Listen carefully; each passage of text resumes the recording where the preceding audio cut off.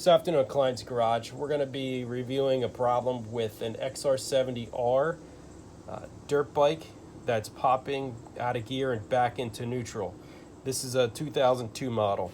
So doing some research on this before I tore it down, the common problem was this arm breaking up in here and not allowing it to stay in gear. That part number is 24630.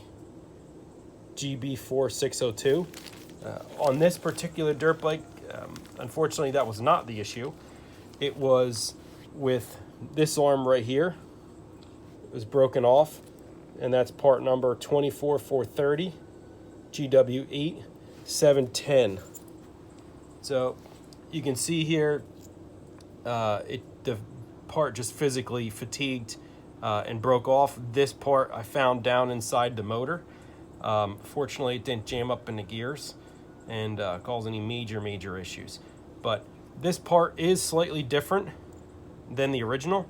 It's a little bit different angle in here, and I believe it's a little bit beefier thickness of the material in this area. So hopefully that shouldn't cause an issue again in the future. So to get this, you have to pull the kickstand assembly off the bottom of the bike, and pull the side case off, pull the clutch assembly. You should be using a clutch assembly tool with a spanner wrench to grab onto this to pull the clutch, and then pull off the flywheel, and then I'll give you access to either of these components. The arm, this apparently is a common problem on this dirt bike. It ended up being this arm. So again, this will fix a popping into neutral issue on the 2002 XR70R.